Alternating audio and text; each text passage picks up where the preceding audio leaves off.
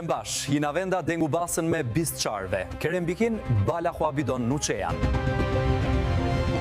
Khwenishandanên li Îranê berfîrehtir dîbe. Pêka dawî raporên Belaubûyî li çendin bajarên dinên Îranê de xelk hatiye ser şekaman û roj bi roj ev xwenishandan berfîrehtir dibin. û xelk li benda seranserî bûna van xwenishandanan de ye ku bi yekcarî bêne ser şekaman û tevî hemû çûdatiyan xelk bi hev re û yekdeng duruşma bimre sitemkar çi şahbe çi rehber bidin. Li hinek bajarên Rojhilatê Kurdistanê de jî xelk hatiye ser şekman û berwajiyê bajarên vek Tehranê. Hêzin tepeserker û evlehiyên rejîmê dî çihê Batûman çekaşer bîkartîne û hejmareke zêde jî xelkê binçavkirîne û rapor dîdin xuya ku zêdetirîn binçavkirin, tuntirîn tepeserkirin û reftarên Hovanê li Rojhilatê Kurdistanê de bûye ku pêka bajarên din rejeyek zêde ye. Şeva derbasbûyî li bajarê Tewrêzê de jî xwenîşandanek dest pêkirî bû û hejmarek jî xelkê hatîbûne ser şekaman hervîsa li bajarê Zahîdanê, agir berdane maşîneke hêzên Spaha pastarana terorîst. Li bajarê Dîsfûlê amadekarî bo xwenîşandanê hatine kirin, li bajarê Isfahanê hêzên rejîmê li hember xwenîşanderan revîne.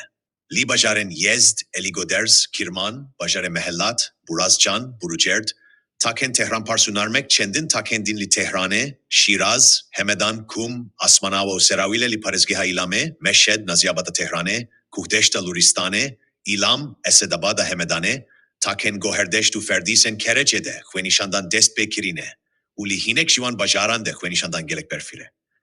Hervîsa li bajarên Lîkek û Yasûç li parêzgeha Gohgîlûyê û Boyrehmedê, Isferayîn li Bakurê parêzgeha Xurasanê, Erak, Kirmaşan, Xuremabad, Melayîr û Hersînê de xwenîşandan bi şewazên çûda hatine kirin.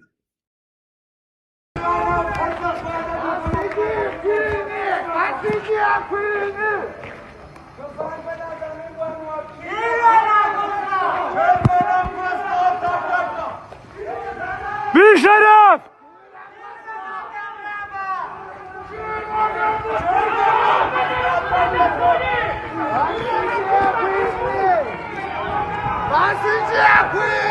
Bişeref!